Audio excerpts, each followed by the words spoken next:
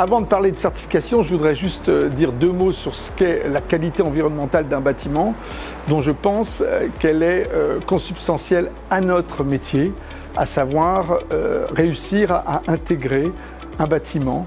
dans un site en relation avec l'ensemble des éléments qui sont autour de lui. La certification HQE, elle met en place un nombre important d'acteurs qui vont être jugés par des professionnels. Et le cycle, il est assez long puisqu'il part de la programmation faite par le maître d'ouvrage aux études qui sont faites par les cabinets d'architecture et au-delà de ça, la construction et enfin la manière dont les bâtiments vont être entretenus sur le long terme. En premier lieu, on s'est constitué en tant que groupement, à savoir s'entourer de gens dont l'expertise était complémentaire à la nôtre et en particulier le bureau d'études Element Ingénierie, spécialiste en qualité environnementale. En second lieu, cette démarche, on l'a imaginée comme une démarche qui devait être à partir d'éléments assez simples,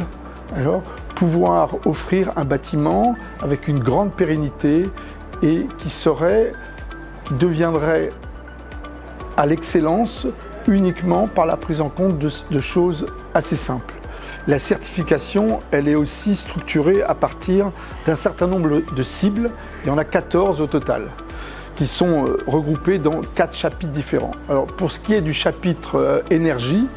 ce bâtiment-là, il s'inscrit en étant raccordé au CPCU, c'est-à-dire le chauffage urbain, et en cela, alors, ça va lui donner une qualité environnementale. Il a en plus été doté d'une isolation, des types de vitrage très performants pour permettre d'avoir une isolation optimale.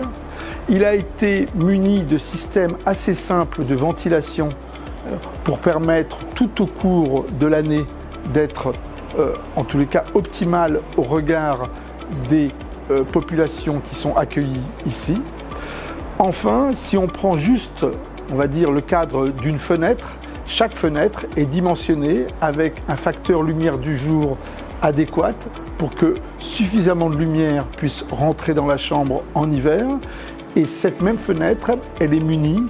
d'un store à variation, donc un brise-soleil orientable qui permet l'été, quand le soleil est trop fort, d'atténuer la lumière et de ne pas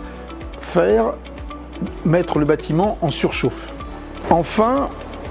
un autre élément essentiel de ce bâtiment, c'est la création sur le toit de ce bâtiment, qui est un toit terrasse, d'un véritable jardin suspendu qui vient en prolongement du parc Sainte-Périne sur lequel on est construit et qui offre un espace de convivialité non seulement pour les patients, pour les familles, pour les soignants, mais aussi qui va permettre à toute une microdiversité de s'inscrire ici et enfin qui permet aux eaux de pluie d'être retenues sur cette terrasse avant d'être rejetées sur les réseaux de la ville.